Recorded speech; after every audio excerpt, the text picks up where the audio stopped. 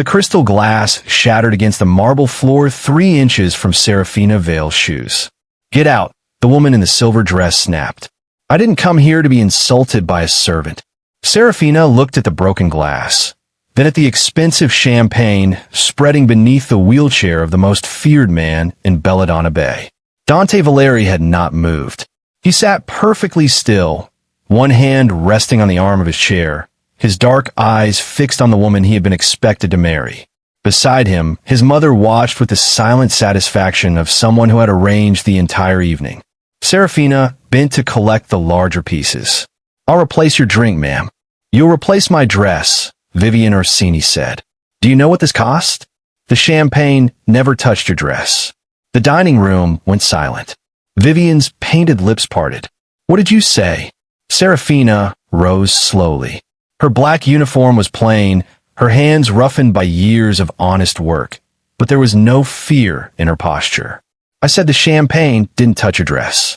You threw the glass because Mr. Valeri asked whether you would still marry him if the doctor said he would never walk again."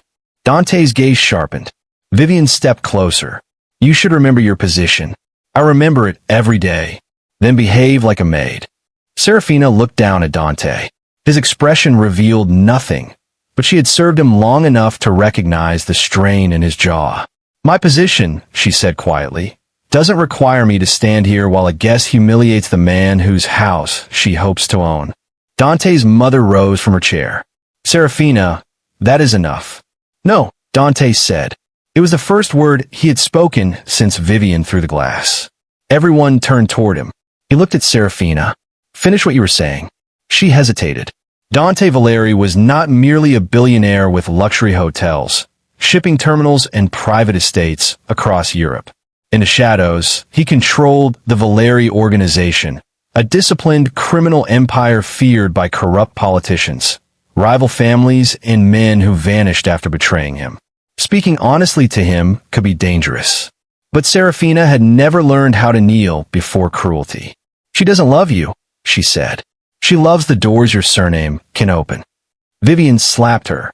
The sound echoed through the room. Serafina's face turned with a blow. Dante's hand tightened around the armrest. 2 guards moved immediately, but he stopped them with one raised finger. Serafina slowly faced Vivian again.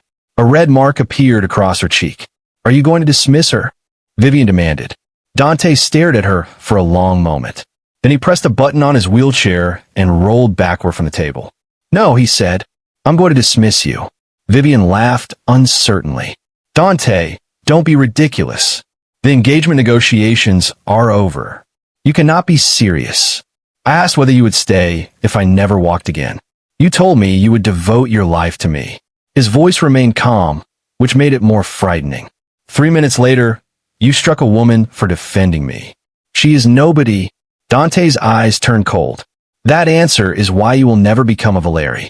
Vivian looked toward his mother, expecting support.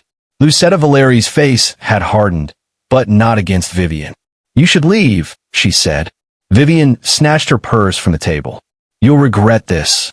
No respectable woman wants to spend her life pushing a cripple through corridors." Serafina saw something flicker across Dante's expression. Pain. It vanished so quickly that everyone else might have missed it. Vivian walked away, her heels striking the marble like gunshots. The enormous doors closed behind her. Dante looked at Serafina's cheek. "Come closer." She obeyed reluctantly. "Why didn't you step back when she raised her hand?" "I didn't think she would actually hit me." That was not an answer. Serafina met his eyes. "Because if I stepped back, she would believe I was afraid of her." "And were you?" "Yes." That surprised him. She picked up the last piece of glass. "Courage isn't the absence of fear, sir. Sometimes it is simply deciding that fear will not choose your next movement." For several seconds, Dante said nothing. Then he turned his chair toward the door. "Renzo, have the doctor examine her face." "I don't need a doctor," Serafina protested. Dante stopped. "The next time someone in my house raises a hand against you, they will lose the privilege of using theirs." She studied him. "That sounds dangerously close to kindness." His eyes met hers over his shoulder. "Do not become accustomed to it." He rolled away, leaving Serafina with a question she would remember much later. Why had Dante Valeri's legs tensed beneath the blanket when Vivian struck her? 3 months earlier, Dante had walked into a private clinic in Zurich and paid a surgeon to tell the world he might never stand again. There had been no accident, no shattered spine, no miracle required. Only a lie. The deception began after Dante overheard the woman he loved arranging his murder. Celeste Armano had been elegant, intelligent, and seemingly patient with every guarded part of him. For 14 months, she had spoken of building a life together. Dante had almost believed her. Then a hidden recording revealed that Celeste had been working with her father, the head of a rival organization. She planned to marry Dante, gain access to his companies, and arrange an accident before their first anniversary. Dante ended the relationship without revealing what he knew. Within weeks, Celeste disappeared to another country under her father's protection. But the damage remained. Dante had always been surrounded by people who wanted something. Money, status, protection, access. Fear kept his enemies honest, but wealth made affection impossible to measure. So he designed a test. A staged vehicle crash. A carefully controlled hospital announcement. Confidential reports predicting permanent paralysis. Only 3 people knew the truth. His physician, Dr. Leander Voss, his security chief, Renzo Bellandi, and his younger sister, Mirella. Dante expected the deception to expose opportunists. It did. Women who once competed for his attention stopped accepting invitations. Socialites sent flowers but never visited. Business partners tried to exploit his presumed weakness. Members of his own organization began quietly questioning whether a man in a wheelchair could continue leading them. His mother responded by inviting women from powerful families to the estate. Each claimed his condition changed nothing. None lasted longer than a week. One complained that his wheelchair spoiled photographs. Another asked whether he could still father children before asking how much his wife would inherit. Vivian lasted 3 dinners. Serafina was different for one important reason. She never tried to impress him. She arrived at the Valeri estate 2 weeks after the staged accident, hired temporarily to replace a housekeeper recovering from surgery. At 29, she had spent most of her adult life caring for other people. Her father, a dock electrician, died in an industrial fire when she was 17. Her mother never recovered emotionally or financially. Serafina abandoned her dream of becoming a physiotherapist and worked wherever she could. Hotels, private homes, a rehabilitation center, and, eventually, Dante's estate. Her younger brother, Tomas, was studying engineering. Serafina paid most of his fees, though she told everyone the scholarships covered everything. Dante noticed her on her first morning because she argued with his chef. "He cannot live on black coffee," she said. Chef Orfeo stared at her as though she had insulted his ancestors. "Mr. Valeri has taken black coffee for 12 years. He has barely eaten since yesterday. You are here to clean rooms. And you are here to cook food people actually eat." Dante entered the kitchen silently in his wheelchair. Orfeo went pale. Serafina did not see him until she turned around holding a bowl of orange slices. Dante looked at the fruit. "What is that? Breakfast? That is not my breakfast." "It is today." Orfeo muttered a prayer. Dante should have dismissed her. Instead, he ate 2 slices. After that, Serafina began leaving simple meals in his office whenever he worked too long. She never hovered to see whether he ate them. She replaced heavy furniture that blocked his chair, moved frequently used books to lower shelves, and instructed the household staff not to leave decorative tables in narrow passages. Dante assumed she was trying to make herself indispensable. Then he reviewed the security recordings. Serafina did the same things when he was not present. She defended junior workers, helped an elderly gardener carry soil, and spent her lunch break teaching a kitchen assistant how to read employment forms. She never stole, gossiped, or searched rooms where valuables were kept. More confusingly, she frequently challenged Dante.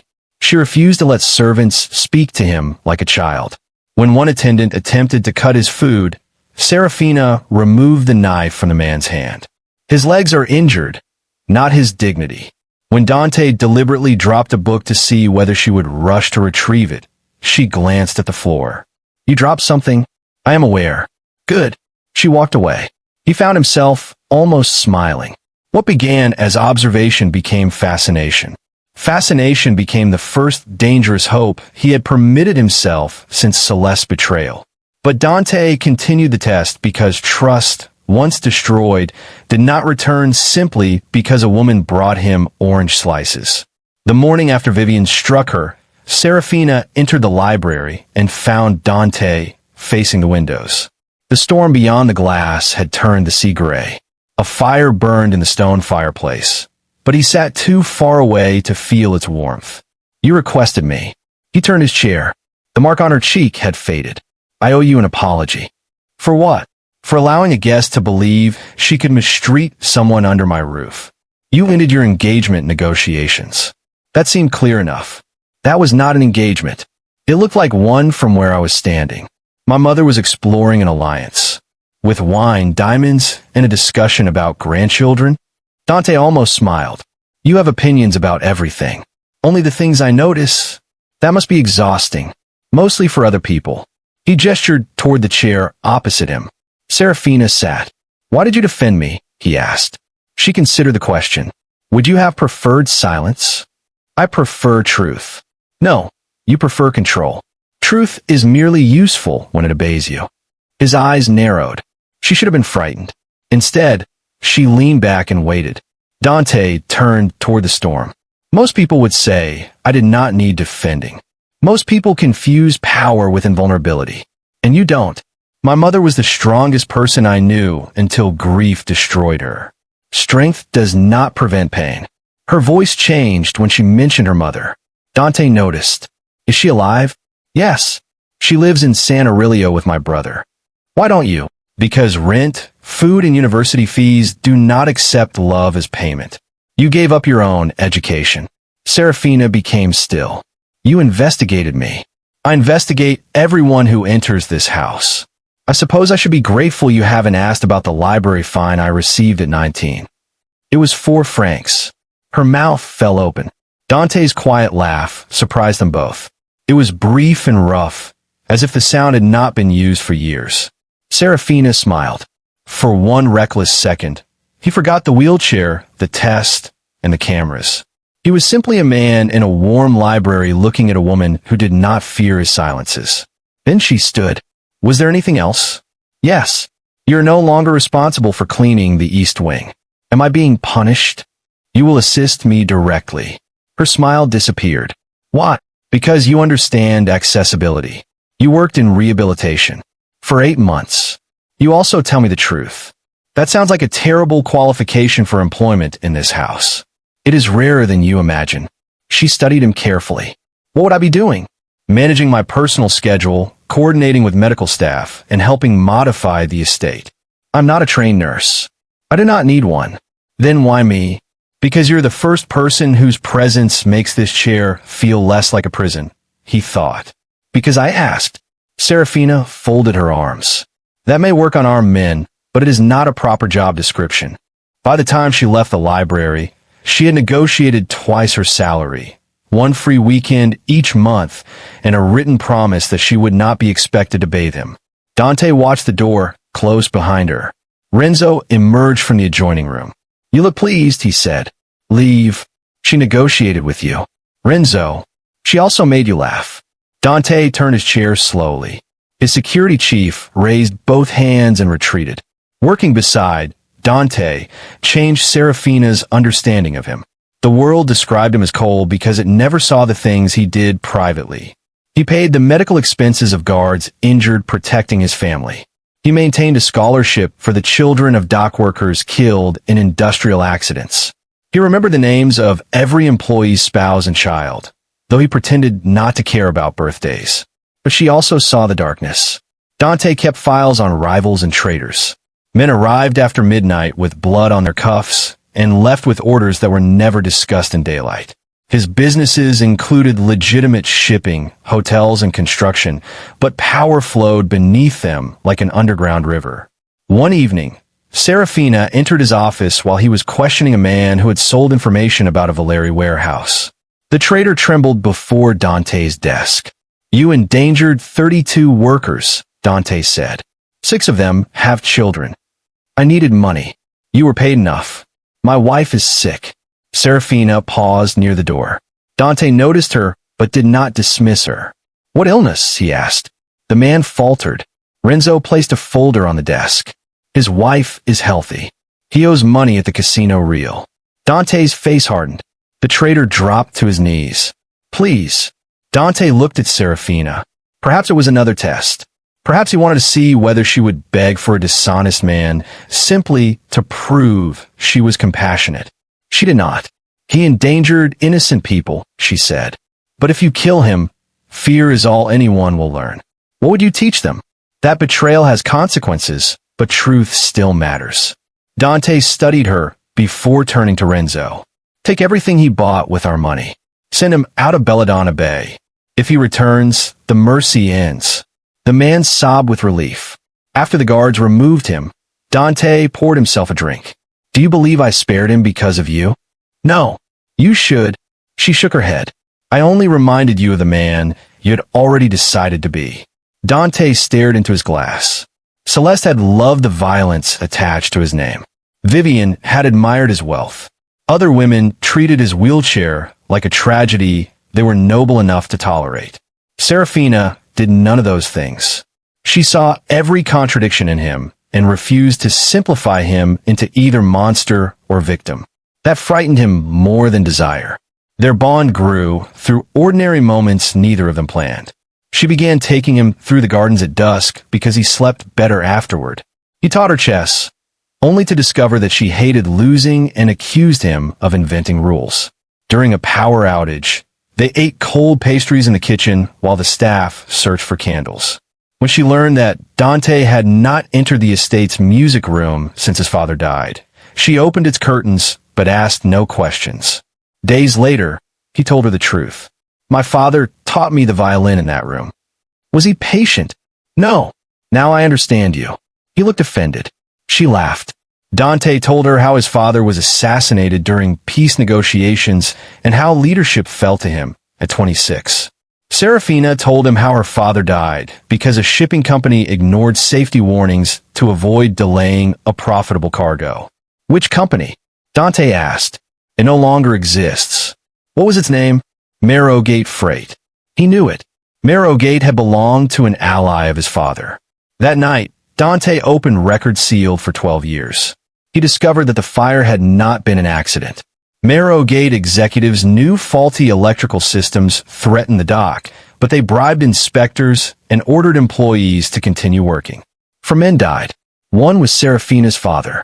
Dante's organization had buried the investigation to protect a trade alliance. He stared at the documents until dawn. For the first time, the lie about his legs was no longer the only truth he feared telling her. A week later, Serafina found him on the terrace during heavy rain. His wheelchair stood beneath the covered archway, but water had blown across his trousers. "You'll become sick. I have survived worse." That is usually what sick people say before demanding soup. She pushed his chair inside, then crouched to dry the wheel rims with a cloth. Dante looked down at her. "Why are you kind to me?" She stopped. "Must kindness have a hidden motive?" "In my experience, yes. That is a sad way to live. It is a safe one." Serafina rose. "No, it is lonely. You simply call it safety because that hurts less." He caught her wrist. She looked at his hand, then at his face. Dante released her immediately. "I'm sorry." The apology surprised her more than the touch. She sat on the stone bench beside him. "Someone betrayed you," she said. He stared into the rain. "Someone taught me that affection can be performed. So now everyone must audition?" His gaze shifted toward her. She did not know how close she had come to the truth. "What would you do?" he asked. "If you discovered someone had been testing you?" "I would ask why. And if his reason was fear, I would understand the fear." Relief entered his eyes. Then she added, "But understanding why someone deceived me would not erase the deception." The relief vanished. Serafina watched him carefully. "What are you not telling me?" Before he could answer, Renzo appeared at the terrace doors. "We have a problem." A black vehicle had been found abandoned outside the estate. Inside was a photograph of Serafina leaving her mother's home. A message was written across it. "The cripple has found his weakness." Dante's expression changed instantly. The man who laughed over cold pastries disappeared. The mafia boss returned. Within an hour, Serafina's mother and brother were brought to a secure villa. Guards surrounded the estate. Every employee was questioned. Serafina stood in Dante's office, furious. "You had no right to move my family without asking me." They were exposed. "You could have explained." "There was no time. There was enough time to frighten my mother with 6 armed men. She's alive to be frightened." Serafina flinched. Dante regretted the words immediately, but anger and fear had already sharpened his voice. "I will not apologize for protecting you. Protection without consent can become another form of control. This is not one of your rehabilitation centers. The people watching you will not stop because you set a boundary." "And who are they?" "We don't know yet. You have hundreds of enemies." "I know. Then perhaps I should leave." "No." The words struck the room like a locked door. Serafina stared at him. "You don't own me."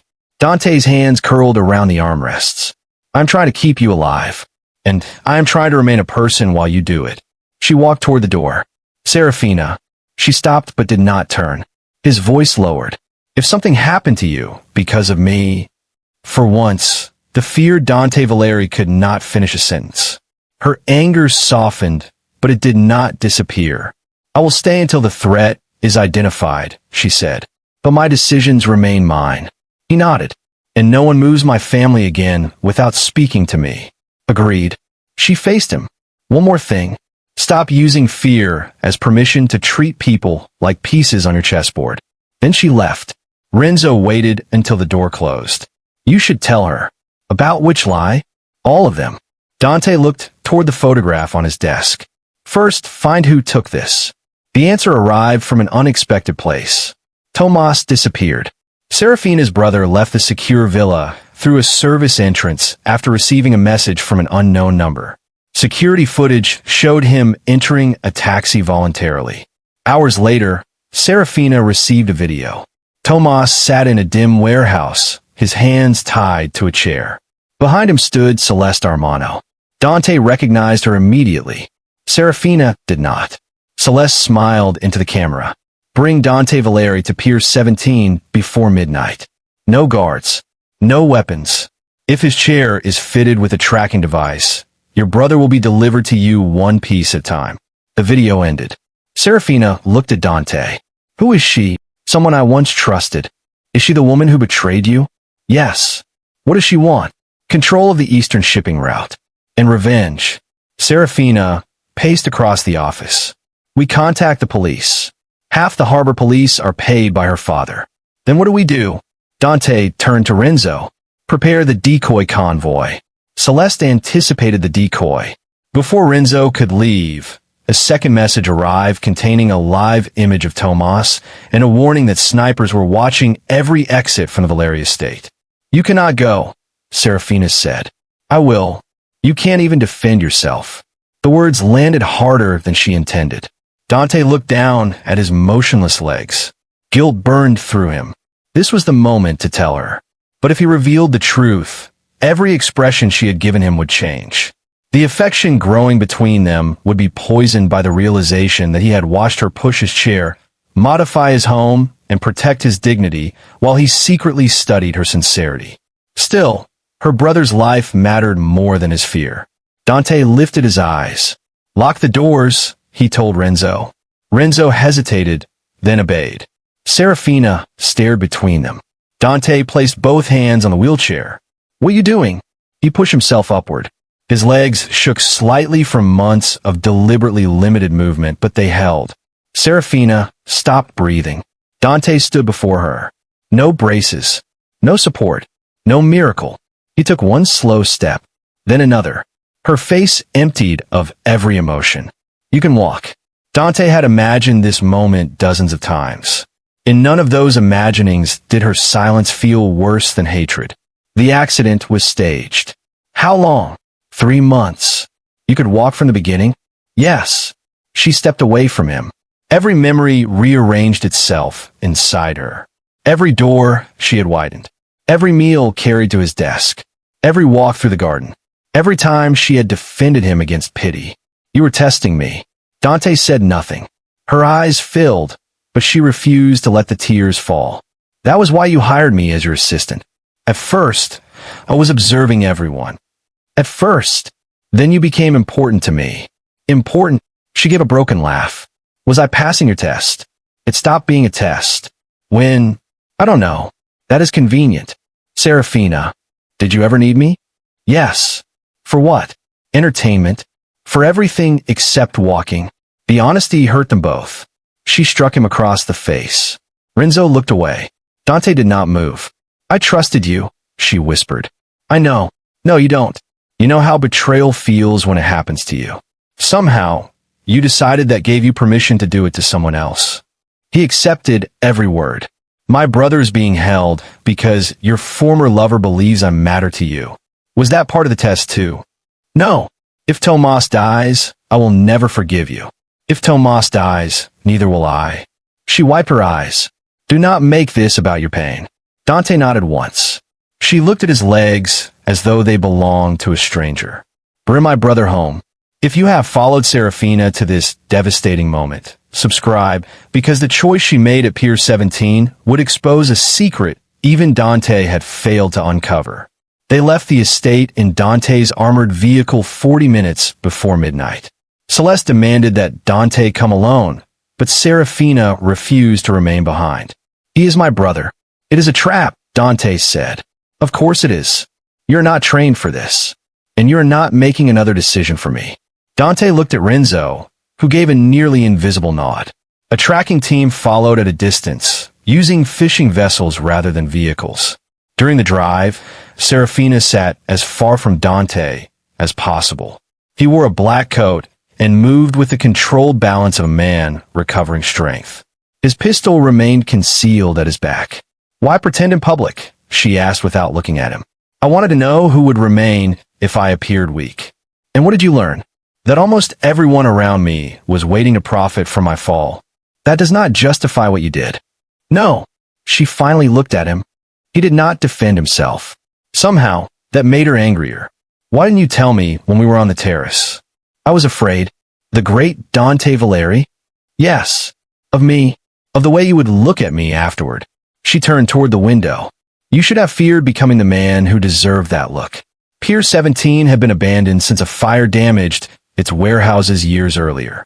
Dante walked through the open gate with Serafina beside him. Rainwater reflected the security lights. Rusted cranes towered above them like metal skeletons. Celeste waited inside the largest warehouse with 12 armed men. Tomas was tied near the edge of an elevated loading platform. Celeste's smile disappeared when she saw Dante standing. You lied. So did you, he replied. She looked at Serafina. He told you tonight, didn't he? Serafina's expression revealed enough. Celeste laughed. How romantic. Did he explain that every tender moment was part of an experiment? Dante's voice hardened. Release Tomas. Not yet. Celeste circled him slowly. She was as elegant as Dante remembered, but bitterness had sharpened her beauty. You embarrassed my family. You destroyed my father's alliances. And then you pretended to be helpless so the entire world would underestimate you. You attempted to arrange my death. You listened to half a recording. Dante's eyes narrowed. Celeste removed a small device from her coat and played an audio file. Her own voice filled the warehouse. After the wedding, Dante must have an accident. It has to look natural. Then another voice responded. A man's voice Dante recognized. His uncle, Saverio Valeri. Celeste stopped the recording. The file you heard was edited. I was repeating the plan your uncle offered me while wearing a wire for my father. Dante's expression remained controlled, but Serafina saw the shock. Celeste continued. Saverio wanted you dead. My father wanted proof before committing our family to your side. But you discovered the first part and ended everything before I could deliver the rest. If you were protecting me, why disappear? Because Saverio knew someone had recorded him. My father sent me away before he could silence me. And now you kidnap an innocent man? Celeste's smile faded. I did not take him. A gunshot exploded from the upper walkway. One of Celeste's guards fell. Chaos erupted. Dante pulled Serafina behind a steel column as armed men emerged from the darkness. They were not Celeste's soldiers. Saverio stepped onto the loading platform beside Tomas. At 61, Dante's uncle had spent years playing the loyal advisor. He had supported Dante after his father's murder, attended every council meeting, and encouraged Lucetta's search for a politically useful bride. Now he held a gun against Tomas's head. Everyone lower your weapons, Saverio called. Dante looked across the warehouse. You sent the photograph. I needed the maid to lead you here. You knew I could walk. I knew from the beginning. Dr. Voss is loyal to money before men. Dante absorbed the betrayal. The physician had been the fourth person who knew his secret. Dante had trusted him because Voss treated his father for years. Saverio smiled. Your little performance was useful. It revealed which captains would follow me when the supposedly crippled king became too weak to rule. Celeste's men exchanged uncertain glances. Dante understood the entire plan. Saverio had manipulated both families, edited the recording, and waited for Dante's deception to destabilize the organization. You kill my father, Dante said. The smile on Saverio's face answered before his words did. Your father was sentimental. He wanted peace. Peace makes weak men comfortable and ambitious men poor. Dante's body went still. Serafina felt the violence building inside him. Then she saw something else. A row of old electrical boxes behind the loading platform. Marrowgate Freight's faded emblem remained visible beneath the rust. Her father had died here. Not in a random dock fire, but in this exact warehouse complex. She looked at Dante. He knew. His expression betrayed him. You found the records, she whispered. This is not the time. You knew what happened to my father. I discovered it recently. What happened? Saverio laughed from the platform. Tell her, Dante. Tell your loyal little maid what the Valeri family did. Dante's gaze never left Tomas. Our former allies own Marrowgate. They bribed inspectors after engineers warned them about the electrical system. And your family protected them? My father approved the cover-up. Serafina's face crumpled. The fire killed 4 men, Dante continued. Including your father. You knew. For 2 weeks. Another secret. Another decision he had taken from her. Saverio raised his gun slightly. Touching. Unfortunately, none of you will leave to heal these family wounds. Serafina stared at the old electrical system. She remembered her father teaching her never to stand in water near damaged wiring. She remembered the diagrams he drew on scraps of paper and the evenings she spent beside Tomas while he studied engineering. One main switch had been replaced more recently than the others, and a thick cable ran from it toward the security lights. Celeste, she whispered, when I move, shoot the light above Saverio. Celeste glanced at her. What? Trust me. Dante heard them. No. Serafina looked at him. You said courage is choosing your next movement. I will not let you risk yourself. You don't get to let me do anything. Before he could stop her, Serafina stepped out from behind the column. Saverio, every eye turned toward her. You wanted Dante here because you need his access codes. If you kill him, you lose the ports. Saverio smiled. I only need his hand. You need his voice authorization for the international accounts. His smile weakened. Serafina was guessing, but she saw uncertainty. She continued walking. Dante's voice was low and furious behind her. Stop. She ignored him. You also need someone to blame for tonight, she said. Celeste is the obvious choice, but her family will retaliate unless she confesses. Saverio shifted his attention toward Celeste. It was enough. Serafina kicked the exposed lever on the electrical box. Celeste fired upward. The bullet shattered the security lamp. Sparks fell onto the wet platform, and the warehouse plunged into darkness. Gunfire erupted. Serafina dropped to the floor. Dante moved through the darkness with terrifying precision, guided by his memory of the warehouse layout. Renzo's team entered through the loading doors while Celeste's guards turned on Saverio's men. Tomas threw himself sideways, dragging the chair out of Saverio's reach. Saverio fired blindly. The bullet struck a pipe above Serafina. She covered her head as steam burst into the air. Dante reached the platform and tackled his uncle. Months of pretending not to use his legs had weakened him, but rage gave him strength. They crashed against the railing. Saverio struck Dante's injured knee, then reached for the gun between them. Dante seized it first. He pointed the weapon at his uncle's chest. "You murder my father." Saverio smiled through bloodied teeth. "Then prove you are stronger than he was." Dante's finger tightened around the trigger. Serafina reached the platform. "Dante, you did not look at her." "This is who you are," Saverio whispered. "Not the gentleman you perform for the maid." "Dante," Serafina said again. His eyes shifted toward hers. She had every reason to hate him. He had deceived her, investigated her, and hidden the truth about her father. Yet she was not asking him to spare Saverio, because Saverio deserved mercy. She was asking Dante to choose what kind of man survived this night. Sirens approached in the distance. Renzo had contacted a national investigative unit beyond the harbor police. Dante lowered the gun. Saverio lunged. Tomas, still tied to the chair, kicked his legs into Saverio's path. The older man stumbled, and Renzo's guards pinned him to the platform. Tomas looked at his sister. "I knew those football lessons would become useful." Serafina laughed and sobbed at the same time as she ran to him. The danger was over. The damage was not. By morning, Saverio was in federal custody. The complete recording from Celeste exposed his conspiracy, while financial records connected him to Dante's father's assassination, bribed officials, and the attack at Pier 17. Celeste returned under protection to testify. She asked Dante to speak privately before she left the estate. Serafina saw them in the garden, but walked away before their conversation ended. Dante found her packing that afternoon. "You are leaving." It was not a question. "My brother and mother are safe. Saverio has been arrested. I can arrange somewhere secure for you." "I already have somewhere." He stood in the doorway, no wheelchair between them now. Serafina folded her uniform and placed it on the bed. "You asked Celeste to stay," she said. "No. She loved you enough to risk exposing your uncle. She also used your brother as bait. She said she didn't kidnap him. She arranged the message that brought him to the pier. She believed it was the only way to force me into a meeting." Saverio intercepted her plan. Serafina closed her suitcase. "Do you still love her?" "No." "How can you be sure?"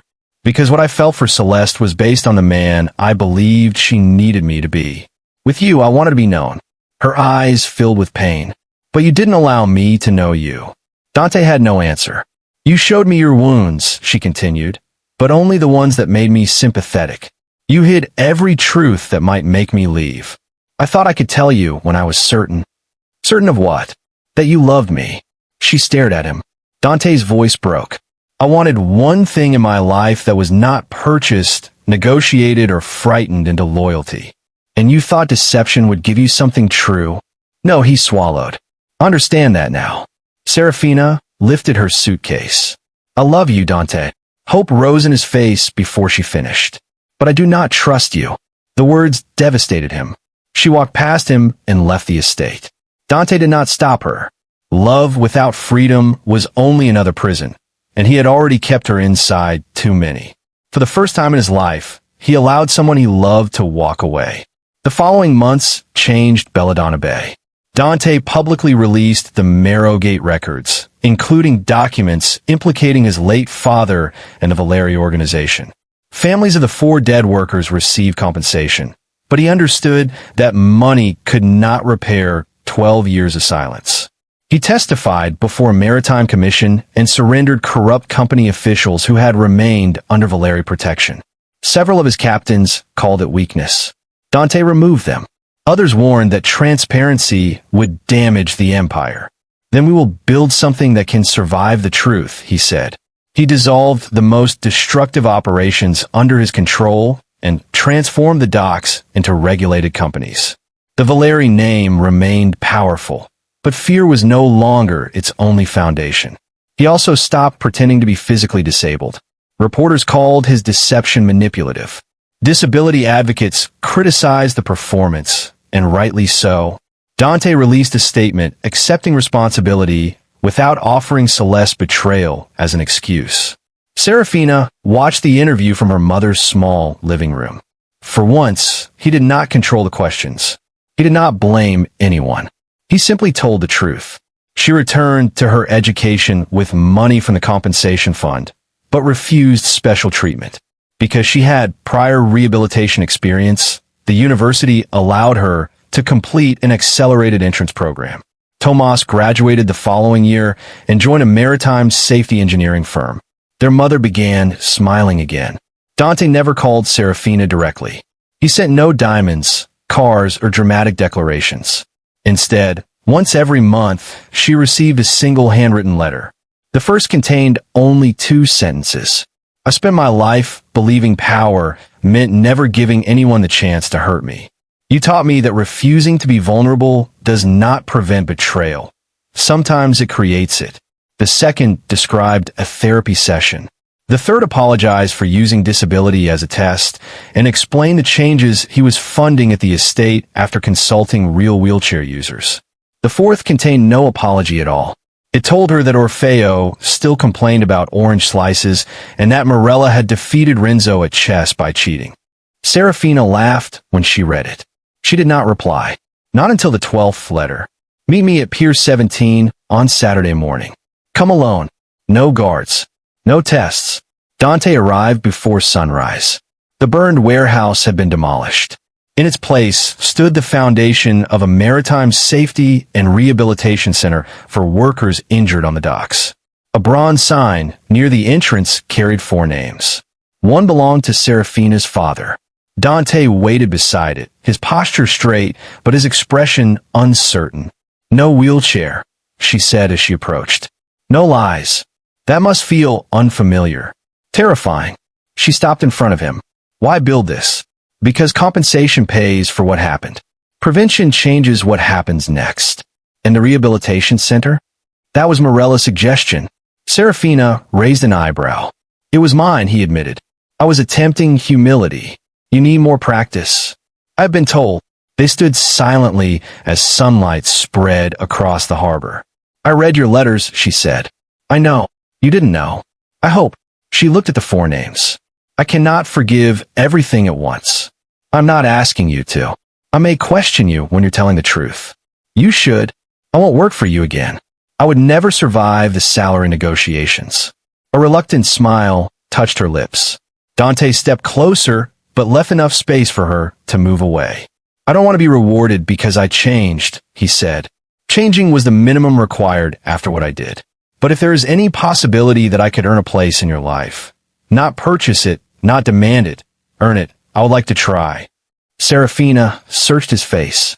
The first time they met, Dante believed the wheelchair would reveal who truly loved him. Instead, it revealed something far less flattering. How deeply he distrusted the world, and how easily fear could turn a wounded man into someone who wounded others. Serafina had not changed everything by proving she could love him when he appeared powerless. She changed everything by refusing to accept a love built on deception.